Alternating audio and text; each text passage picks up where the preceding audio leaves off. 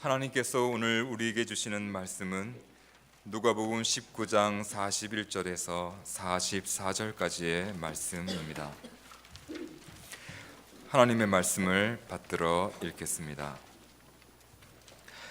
가까이 오사 성을 보시고 우시며 이르시되 너도 오늘 평화에 관한 일을 알았더라면 좋을 뻔하였거니와 지금 내 눈에 숨겨졌도다. 날이 이를지라 내 원수들이 토둔을 쌓고 너를 둘러 사면으로 가두고 또 너와 및 그 가운데 있는 내 자식들을 땅에 메어치며 돌 하나도 돌 위에 남기지 아니하리니 이는 내가 보살핌 받는 날을 알지 못함을 인함이니라 하시니라. 아멘. 온 나라가 최순실 사건으로 여전히 들끓고 있습니다. 박 대통령이 이 사람의 존재와 국정에 관여한 사실을 인정하면서 기자회견을 열 때에 그가 흘린 눈물과 사과를 기억하고 있습니다.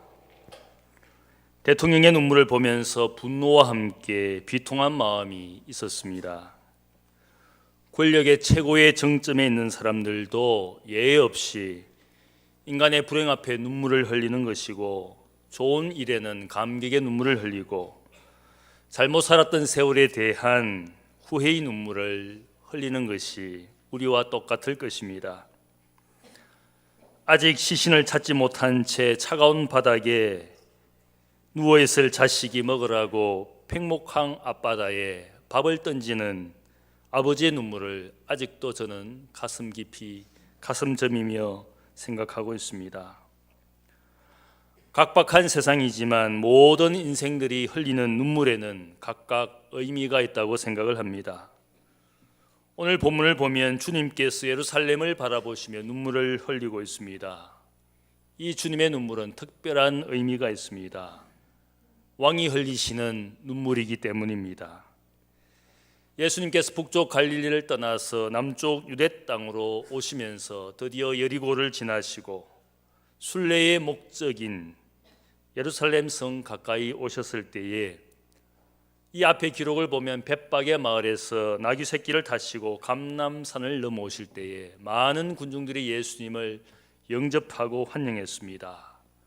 그들은 노래하기를 찬송하리로다 주의 이름으로 오시는 왕이여, 하늘에는 평화요 가장 높은 곳에서는 영광이로다, 이렇게 예수님을 칭송했습니다. 나귀 새끼를 타고 오시는 예수님의 모습을 통하여 예루살렘 군중들은 스가랴 선지자가 예언한 이 땅에 오실 메시아, 이 땅에 오실 왕은 겸손하셔서 나귀 새끼를 타고 이 땅에 오실 것이라는 그 예언을 예수님의 모습을 통하여 발견하고 이 땅의 평화를 가져오실 왕으로 주님을 영접했습니다. 그런데 예수님께서 예루살렘을 바라보시며 갑자기 눈물을 흘리셨습니다. 자신을 왕으로 맞이하는 백성을 보시고 감격스러운 기쁨의 눈물이 아니라 예루살렘과 그 성을 바라보시는 주님의 안타까움과 비통의 눈물이었습니다. 여러분이 지금도 예루살렘 동쪽에 있는 감람산 한 기슭에 가면 주님의 눈물교회라는 교회가 있습니다. 이곳에서 예루살렘을 바라보게 되면 거기에 예루살렘 전경이 한눈에 보이게 됩니다. 예루살렘 성전에 세워진 성전이 아니라 무슬림들이 세운 황금 사원이 그 자리를 잡고 있습니다. 예루살렘 그쪽에서 예루살렘을 바라보는 주님의 눈물을 생각하며 한때 거기에서 묵상을 한 적이 있습니다. 더 이상 성전은 없고 이방 사원이 새겨진 그 예루살렘 땅을 바라보며 주님의 눈물을 묵상한 적이 있습니다. 왕으로 환영받으신 주님께서 눈물을 흘린 분명한 이유가 있습니다. 첫 번째는 이 왕의 눈물은 예루살렘 백성들의 영적 무지 때문에 흘리신 슬픔의 눈물이었습니다. 42절 말씀을 보면 예루살렘 성을 바라보시면서 주님께서 말씀하시기를 너는 오늘 평화에 관한 일을 알았더라면 좋을 뻔하거니와 지금 너의 눈에 숨기워졌도다. 주님의 탄식의 말씀이 거기에 있습니다. 예루살렘이라는 이 도시의 이름은 원래 살렘이라는 이름을 가진 성읍이었습니다. 살렘이라는 이 단어는 히브리어 샬롬이라는 평화에서 그 뜻을 만든 이름입니다. 원래 여부서 족속이 살던 이방 도시였지만 다윗이 이 도시를 정복을 하고는 다윗의 도시 시온성이라고 부르고는 통일 왕국 시대에 이 도시를 수도로 삼고 예루살렘 평화의 도시라는 이름을 붙였습니다. 평화의 도시 예루살렘의 나귀 새끼를 타고 입성하시는 주님을 향하여 군중들이 평화를 노래했습니다. 마치 예수님의 탄생 때에 천사들이 예수님의 탄생을 칭송한 것처럼 그 천사의 노래가 무엇입니까? 지극히 높은 곳에서는 하나님께 영광이요 땅에서는 기뻐하심을 입은 사람들 중에 평화로다. 예수님의 탄생을 평화와 영광으로 그들은 칭송했습니다. 이 땅에 오실 메시아가 평화를 가져오실 것을 이 천사들이 노래로 찬양을 했습니다. 바로 이 천사의 노래처럼 예루살렘 군중이 입성하신 예수님을 보면서 하늘에는 평화요 가장 높은 곳에서는 영광이라고 예수님의 탄생과 예수님의 입성을 바라보는 사람과 천사들은 하나같이 평화를 노래했습니다. 아마 예루살렘 사람들은 생각하기를 메시아가 이 땅에 오면 로마의 압제로부터 평화를 만들어 줄 것이다. 우리를 해방시키고 구원시켜 주실 세상의 평화, 이 땅에 번영을 만들어 주실 메시아라고 주님께 기대를 했습니다. 오늘 우리 국민들 모두가 우리의 정치 문제가 평화롭게 해결되기를 원하고 있지 않습니까? 이번 촛불 집회를 보면 얼마나 평화롭게 진행되는지 많은 외신들이 놀라워하고 있습니다. 수십만의 참가자들이 평화를 외치면서 이 땅의 정의가 평화롭게 실현되기를 기원하는 사람들의 그 모습과 열망을 보면서 국내의 사람들이 하나같이 경탄을 금치 못하고 있습니다. 일부 시위대 사람들이 폭력적으로 의경들의 방패를 빼앗고 폭력을 휘둘러서 구타당한 의경들이 제대 후에도 깊은 트라우마를 가지고 산다라는 그 부모님들의 이야기를 들으면서 얼마나 가슴이 아픈지 모릅니다. 지위와 부를 가지고 그 권력을 폭력처럼 휘두른 사람들이나 아들 같은 의경을 마치 적군처럼 여기고 폭력을 휘두르는 정의를 가장한 군중의 폭력, 그 어떤 것도 용납될 수 없는 것이지 않겠습니까? 로마의 평화, 팍스 로마나 혹은 트럼프가 외치는 팍스 아메리카나, 오직 미국만을 위한 평화, 세상의 평화를 만들고 부르짖는 그 사람들 가운데에서 다른 사람, 다른 나라들은 고통과 불행을 겪고 있는 것을 상관하지 않는 그 세상의 평화는 얼마나 이기적이고 탐욕적인 세상의 평화인지를 우리가 잘 알고 있습니다. 세상에 평화가 있다 그러지만 그 속에 살고 있는 많은 인생들이 여전히 근심과 두려움이 그치지 않는 삶을 사는 것이 우리 인생의 현실이지 않습니까? 분명한 것은 예수님께서 가져오신 평화는 세상의 평화가 아니라 하나님의 평화, 하나님의 샬롬인 것을 말씀하고 있습니다. 누가복음 17장 21절을 보면 하나님 나라는 너희 가운데 있느니라. 하나님 나라는 모든 세상 사람들 사이에, 모든 세상 사람들의 마음속에 이루어지는 하나님의 나라, 하나님의 통치, 그것이 바로 하나님의 평화인 것을 우리에게 말씀하고 있습니다. 누군가만을 위한 평화가 아니라, 누군가만을 위한 번영이 아니라 모든 사람들이 누릴 하나님의 통치, 그 하나님의 평화를 이 땅에 가져오신 주님이었습니다. 요한복음 14장에 말씀하시기를 평안을 너희에게 끼치노니 나의 평안을 너희에게 주노라. 내가 너희에게 주는 것은 세상이 주는 것과 같지 아니하니라. 너희는 마음에 근심하지 말고 두려워하지 말라. 주님이 주시는 그 평안은 우리의 마음 깊은 곳으로부터 이루어지는 평안, 평강인 것을 말씀하고 있습니다. 더 이상 근심과 두려움이 없는 인생의 삶을 주시는, 인생의 그런 삶을 허락하시는 그런 평화를 주님께서 말씀하고 있습니다. 세상이 주는 평화가 아니다. 이것을 너희에게 이르는 것은 너희로 내 안에서 평안을 누리게 하려 함이라. 세상에서 환난을 당하나 담대하라. 내가 세상을 이기었노라. 주님께서 우리에게 주시는 그 평안은 무엇을 말씀하는가 하면 세상에 주눅이 들고 사는 근심과 두려움의 인생이 아니라 주님께서 우리에게 주신 그 평안은 세상을 이기시고 죄와 죽음의 권세를 이기신 분만이 줄 수 있는 평안이기 때문에 더 이상 근심과 두려움이 없는 그런 평화를 말씀하고 있습니다. 세상은 평화로운데 왜 내 삶은 평화가 이루어지지 않습니까? 아무리 우리의 주위에 평화가 있지만 내 마음 깊은 곳으로부터 생활의 두려움, 삶의 근심, 그것은 어쩔 수가 없지 않습니까? 내 주위 사람들이 아무리 행복하게 살아도 내 마음속에는 평화가 없습니다. 혹은 개인의 삶은 평화롭지만 나를 둘러싼 세상, 정치, 경제 모든 것들이 평안치 않습니다. 왜 그렇습니까? 사람 사는 세상과 역사에는 진정한 평화가 없기 때문입니다.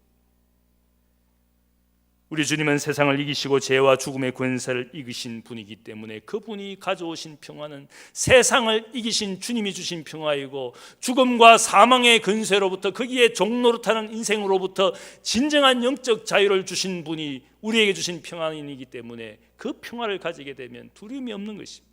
근심이 사라지는 겁니다. 주님을 인격적으로 만나는 사람에게만 주시는 영적 평화가 우리에게 왔습니다. 이 평화를 가져다 주시는 주님을 이 예루살렘 사람들이 결국은 거부하고 배척하고 드디어는 십자가에 매달라라고 소리를 지릅니다. 왜 그렇습니까? 그들이 기대했던 평화를 주지 못한 나약한 인간에 불과한 메시아가 아니라고 생각했기 때문에, 그들이 원하는 평화를 주지 않았다고 생각해서 그들은 예수님을 거부했습니다. 드디어는 로마의 평화를 위해서, 예루살렘의 평화를 위해서 그분 평화의 주인, 평화의 왕을 십자가에 매달라라고 그들이 결국 소리 지르지 않습니까? 진정한 평화를 거부하고 세상의 평화, 예루살렘의 평화, 정치의 평화를 원하는 그들에 의해서 죽임당하신 주님께서 그들의 어두운 영적 무지를 보고 슬픔의 눈물을 흘린 겁니다. 두 번째로 왕이신 주님께서 흘리신 눈물은 그들에게 다가올 미래의 불행을 보시고 슬픔의 눈물을 흘리신 것입니다. 주님께서 40년 후 기원 후 70년경을 전후해서 그들이 당하게 될 이 예루살렘과 그 백성들이 당하게 될 불행을 눈으로 보시고 비통의 눈물을 흘리신 것이라 할 수 있습니다. 말씀하시기를 날이 이를지라 너의 원수들이 토둔을 쌓고 너를 둘러 사면으로 가두고 너와 그 가운데 있는 너의 자식들을 땅에 메어치며 돌 하나도 돌 위에 남기지 아니하리니 이는 너가 심판받는 날을 알지 못하기 때문이라. 주님께서 40년 후에 이 예루살렘의 미래를, 불행한 미래를 주님께서 예언해 주셨습니다. 우리가 이 예루살렘 멸망의 역사를 1세기 유대인 역사가 요세푸스가 기록한 유대인 전쟁사를 통하여 이 이야기를 알 수가 있습니다. 요세푸스 본인은 유대인으로서 갈릴리에서 반란이 일어났을 때 유대인 반란군에 가담했습니다. 로마군과 전투를 하다가 결국은 항복을 하고 결국은 로마 장군 디도의 빗으로 일하게 되었습니다. 요세푸스는 유대인 반란 전쟁의 모든 참상을 직접 자신의 눈으로 목격하면서 자세히 역사책에 기록하였습니다. 이 전쟁이 어떻게 일어난 겁니까? 기원 후 66년에 로마 총독 플로루스가 성전세의 일부를 착취했습니다. 착복을 했습니다. 이 사실을 알게 된 유대인들이 항의를 하고 소요를 일으켰을 때에 성전 제사를 폐지했습니다. 문제는 해결되지 않고 문제가 더욱더 악화되면서 전국적으로 유대인들이 봉기하기 시작했습니다. 무장 봉기하면서 로마의 반란을 일으키기 시작했습니다. 이 소식을 알게 된 시리아 총독이 로마 군사 3만 명을 이끌고 이 반란을 진압하기 위해서 왔다가 전쟁에 패배하고 6천 명의 로마 군인이 전사했습니다. 이 소식을 알게 된 로마의 네로 황제가 베스파시아누스라는 장군을 동방 이 반란을 진압하는 사령관으로 임명을 했습니다. 베스파시안 장군이 갈릴리에서부터 이 반란을 진압하면서 모든 도시들의 반란을 진압했습니다. 드디어는 예루살렘만 남겨두고 모든 반란을 진압하고 있을 때에 로마에서 문제가 생겼습니다. 네로 황제의 폭정을 견디다 못한 귀족들이 이 네로를 결국은 반대하면서 네로가 결국 68년 자살하는 일이 생기기 시작했습니다. 로마에 큰 내분이 일어나고 서로 황제가 되려는 사람들이 들끓기 시작했습니다. 예루살렘 정복을 앞두고 있다가 베스파시아누스 장군이 자신도 황제가 되는, 결국 동방에 와 있던 군단들이 이 장군을 황제로 추대하고 로마로 가서 황제가 되는 일이 생겼습니다. 그리고는 이 장군, 황제가 된 장군이 자신의 아들 디도 장군에게 이 예루살렘 정복을 맡기게 되었습니다. 예루살렘을 포위한 로마군들이 지금 이것을 정복하기 위해서, 예루살렘을 정복하기 위해서 포위하고 있는 가운데 이 예루살렘 내부에도 문제가 생겼습니다. 대제사장을 열심당원들이 살해를 하고는 권력을 차지했습니다. 권력을 차지한 열심당원들 중에 두 지도자 사이에 내분이 일어났습니다. 요한과 시몬이라는 열심당 두 지도자 사이에 권력을 차지하기 위하여 내분이 벌어지기 시작했습니다. 모든 온건파 지도자들을 다 숙청을 하고는 두 사람 사이에 팔을 나누어서 권력을 차지하기 위하여 투쟁을 벌이고 있었습니다. 결국은 얼마나 권력 투쟁이 심했으면 이 포위된 상태에서 양식이 중요한데 양식 창고를 서로 차지하기 위해서 두 파가 싸움을 하다가 결국은 내가 먹지 못하면 너도 먹지 말도록 결국 양식 창고에 불을 질렀습니다. 로마군이 포위한 상태에서 양식이 절대적이었지만 이 두 지도자와 두 분파 사이에 권력 투쟁이 벌어지면서 백성의 미래는 상관이 없이 권력을 차지하기 위해서 양식을 스스로 불지르는 악을 그들이 범하였습니다. 온 예루살렘 백성들이 굶주리면서 오도 가도 못하는 절박한 상황이 있었지만 이 강경파 두 지도자 사이에 권력 투쟁이 멈추질 않았어. 마치 오늘의 한국 정치판을 보는 것 같지 않습니까? 나라와 미래가 어떻게 되더라도 내가 권력만 차지하면 된다. 그것이 오늘 한국 정치판의 모습이지 않습니까? 기원후 70년 봄부터 143일 동안 로마의 디도 장군이 예루살렘을 포위했습니다. 그리고는 예루살렘의 지도자들과 백성들이 항복하기를 기다렸습니다. 하지만 권력 암투에 빠진 이 열심당 지도자들은 더욱 강경 투쟁을 벌이면서 심지어는 예루살렘에서 도망치는 백성들을 붙잡아다가 처형을 시키고 공포 정치를 하기 시작합니다. 마치 북한의 김정은 정권을 보는 것 같지 않습니까? 드디어 디도 장군은 예루살렘 바깥벽을 무너뜨리면서 다시 한번 항복을 강조합니다. 하지만 유대인들은 오히려 매복한 상태에서 로마 군사들을 활을 던지고 불을 던져서 산채로 태워 죽입니다. 수백 명의 로마 군인들이 매복당한 채 죽임을 당하게 됩니다. 분노한 디도 장군이 전투에서 포로로 잡은 유대인 수천 명을 십자가에 매달았습니다. 그리고 남아있는 사람들에게 다시 한번 항복을 권유합니다. 그러나 강경파 반란군 지도자들은 항복하지 않습니다. 마지막까지 저항합니다. 결국 디도 장군은 예루살렘 안쪽 벽을 무너뜨리면서 예루살렘 안으로 진격합니다. 절대로 이 예루살렘 성전은 건드리지 말라라는 디도 장군의 명령에도 불구하고 자신의 동료들이 죽임당하는 그 모습에 흥분한 로마 군인들이 성전에 불을 지릅니다.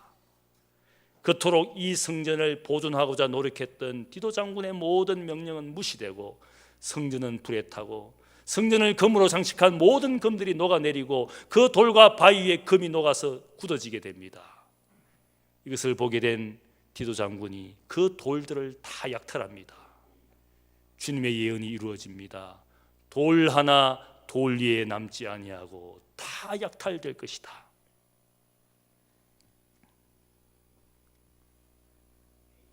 예루살렘에 남아있던 수십만 명의 남녀노소가 로마인들의 칼에 의해서 다 죽임을 당하고 사로잡힌 유대인 포로 수만 명은 로마와 제국의 각지로 노예로 팔려가게 됩니다. 주후 70년 8월 30일의 일입니다.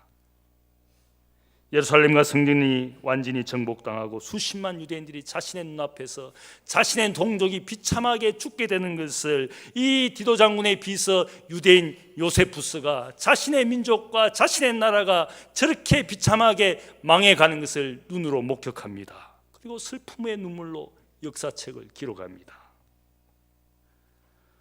동족들로부터 변절자, 매국노라는 욕을 먹으면서 자신의 눈앞에서 유대 민족이 어떻게 죽어가는지를 눈앞에 보게 되었어. 이어서 로마에서 이 디도 장군의 승리를 축하하면서 개선식이 벌어집니다. 수많은 포로된 유대인 노예들이 성전에서 가져온 성전의 촛불 메누아를 메고는 그 사람들 앞에서 수많은 로마 시민들이 환호하는 가운데서 그 유대인들 포로가 비참하게 전리품처럼 행렬에 참여하는 그 모습을 요세푸스가 지켜봅니다. 지금도 로마에 가면 디도 장군의 개선문이 있습니다. 거기에 보면 유대인 포로들이 성전의 촛대를 어깨에 메고 노예처럼 끌려가는 그 장면이 부조로 조각되어 있습니다.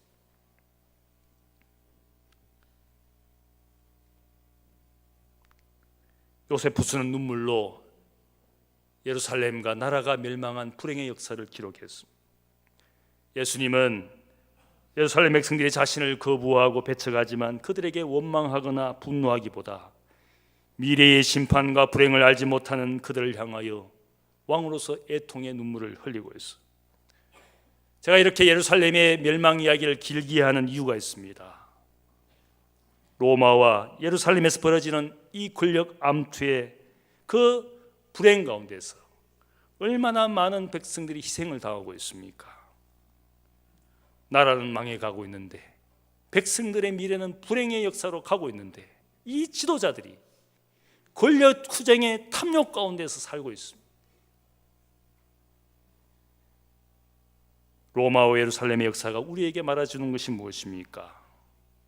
이 땅을 바라보면서 흘리시는 주님의 눈물이 우리의 눈물이 되어야 될 것을 여기 우리에게 증거하고 있습니다. 남과 북이 어쩌면 이렇게 똑같이 로마와 예루살렘의 모습을 하고 있습니까? 오늘 우리나라와 우리 사회가 안팎으로 겪고 있는 어려움을 보면서 역사의 교훈과 주님의 눈물을 생각해야 될 때이지 않겠습니까?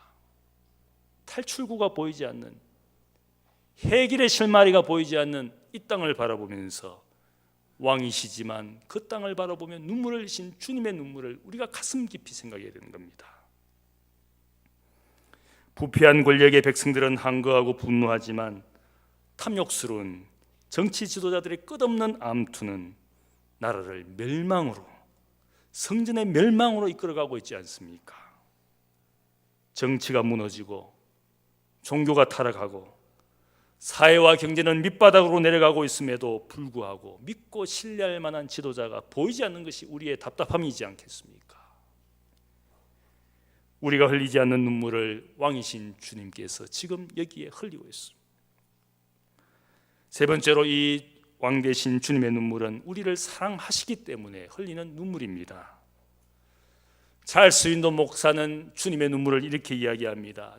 예수님의 눈물은 이루지 못한 꿈 때문에 흘리는 조용한 눈물이 아니라 마지막까지 반항하며 자기 파괴적인 삶을 살다가 죽어버린 아들을 품에 안고는 절규하며 우는 부모의 눈물이다. 마지막까지 주님과 하나님의 뜻을 거부하면서 스스로 자기 파괴적인 삶, 불순종의 삶, 배역과 거역의 삶을 살다가 스스로 죽어버린 그 자녀를 품에 안고 우는 주님의 눈물, 아버지의 눈물이 여기에 있는 겁니다. 감람산에서 바라보시는 이 예루살렘의 성벽은 타인으로부터, 적군으로부터 자신을 보호하는 성벽이 더 이상 아니라 하나님께 나아가지 않는 교만과 위선의 벽이 되어서 오히려 하나님께 나아가는 삶을 방해하는 그런 벽이 된 것에 주님이 흘리시는 슬픔의 눈물입니다. 여러분의 인생과 마음과 영혼을 바라보시는 주님의 눈물을 우리가 기억해야 됩니다. 순종이 없고 끝없는 불순종으로, 희생과 헌신이 없이 끝없는 탐욕으로, 끝없는 이기심으로 살아가는 오늘 우리를 향하여 흘리시는 주님의 눈물이지 않겠습니까? 주님의 인도함을 받아서 푸른 초장에서 풍성한 꼴을 먹어야 될 우리가 그 목자이신 주님의 인도하심을 거부하는 바로 그 어리석은 양들을 향하여 흘리시는 선한 목자의 눈물이라 할 수 있습니다. 인자가 온 것은 잃어버린 자를 찾아 구원하려 함이라. 죄인 취급당했던 삭개오의 집에 주께서 가셔서 말씀하신 것은 나는 잃어버린 영혼을 찾기 위하여 이 땅에 오신 목자와 같은 존재라는 사실을 우리에게 알려주었어.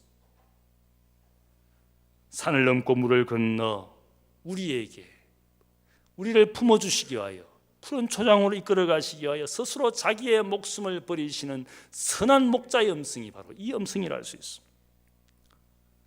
우리가 어떻게 평화를 누릴 수가 있습니까? 전쟁하다가 평화를 만들려면 쌍방이 평화의 조건에 합의를 하고 평화 조약을 맺어야 됩니다. 전쟁을 끝내기 위해서는 서로 평화를 원하는 그 조건에 서로 합의하고 그 조건을 성실하게 이행해야 되고, 그래서 서약하지 않습니까? 인생과 평화를 맺기를 원하시는 우리에게 주시는 평화의 조건이 무엇입니까? 바로 주님이 전하시는 복음의 은혜를 받아들이도록 우리에게 평화를 만들어주시는 한 가지 조건은 주님을 우리의 인생의 주인으로 구세주로 받아들이고 우리의 죄의 고집과 악을 끊어버리고 하나님의 뜻에 순종하는 것만이 하나님이 우리에게 평화를 주시는 유일한 조건입니다. 별로 어려운 조건은 아니지만 그 조건에 합의하지 않고 신실하게 그 조건을 이행하지 못하는 우리의 삶에는 결코 평화가 없어. 영적인 평화가 이루어질 수가 없습니다. 죄의 인생을 사는 날 동안 하나님과 불화하고 살기 때문에 우리의 삶의 근심과 두려움이 그치지 않는 겁니다. 사도 바울이 우리에게 말하는 것은 우리가 믿음으로 의롭다 하심을 받았으니 우리 주 예수 그리스도로 말미암아 하나님과 화평을 누리자. 그로 말미암아 우리가 믿음으로서 있는 이 은혜에 들어감을 얻었으며 하나님의 영광을 바라보고 즐거워하느니라. 예수로 말미암아 하나님과 평화를 만들어내는 일들이 우리의 인생에 이루어졌음을 선포했습니다. 하나님과의 화목 없이는 결코 인생에 평화가 없습니다. 세상도 평화가 없습니다. 우리를 사랑하시기 때문에 흘리신 그 왕의 눈물로 우리를 위해 기도하셨습니다. 십자가 위에서 단식하시고 우리를 위하여 용서의 눈물로 기도하셨습니다. 아버지여, 저들의 죄를 알지 못합니다. 저들을 용서하여 주옵소서. 눈물로 기도하신 것이지 않겠습니까? 우리의 주인, 우리의 구세주를 십자가에 못 박는 것이 인생이었습니다. 거역하고 또 거역하고 배척하고 주님이 내 인생의 주인 되기를 원하시지 않는 수많은 인생들이 십자가의 원수이지 않겠습니까? 바울은 자신이 십자가의 원수인 것을 고백했어요. 하나님의 뜻과 상관없이 인간적인 열정, 인간적인 욕심으로 무엇인가를 이룰 수 있다라고 생각했지만 그 모든 것들이 하나님 앞에 영적 원수로 행했던 과거였음을 고백합니다. 왕이신 주님이 여러분을 위하여 흘리신 눈물을 기억하는 이 시간 되시기를 축복합니다. 그분이 왕으로서 우리를 위하여 눈물을 흘려주신 것, 이 땅을 위하여 눈물을 흘려주셨습니다. 우리도 우리의 죄를 회개하며 눈물을 흘리며 이 땅의 상처가 치유되어지고 이 땅의 분열이 화합되어지고 남과 북의 모든 모습과 악업들을 우리가 스스로 회개하면서 이 땅을 위하여 기도할 시간이지 않겠습니까? 새벽을 깨우고 우리의 골방에서 하나님 앞에 기도하는, 이 땅의 치유와 회복을 위하여 평화를 위하여 기도하는 여러분들 되시기를 주님의 이름으로 축복합니다. 기도하겠습니다. 사랑의 아버지 하나님, 감사합니다. 평화를 원하지도 평화를 구하지도 않는 인생의 모습, 이 땅의 모습을 하나님 앞에 회개합니다. 우리는 정의를 부르짖고 우리는 평화를 원하지만 세상에 우리의 모든 탐욕스러운 인생은 끝없는 분열과 갈등과 다툼을 반복합니다. 민족 공동체가 어떻게 되든지, 이 땅과 사회의 미래가 어떻게 되든지 상관하지 않는 우리의 모든 탐욕과 악을 용서하여 주옵소서. 하나님, 평화롭게 이 땅에 정의가 이루어지기를 원합니다. 그러나 우리 스스로 하나님 탈출구를 만들어내지 못합니다. 우리 스스로 우리의 문제를 해결하지 못합니다. 주님 오셔서 모든 인생의 주인이 되어 주옵소서. 평화를 알게 하시고 평화를 만들어내는 하나님의 자녀들, 이 땅의 교회가 되게 하옵소서. 세상에 선한 친구, 선한 이웃이 되고 우리의 일터에서 성실과 정직을 행하며 정직한 마음, 윤리와 도덕의 마음을 가지고 세상을 잘 섬겨서 하나님의 살아계심, 정의롭고 공의로우신 사랑의 하나님을 세상에 전가하는 평화의 도구들이 되게 하여 주옵소서. 감사하며 예수님의 이름으로 기도하옵나이다. 아멘.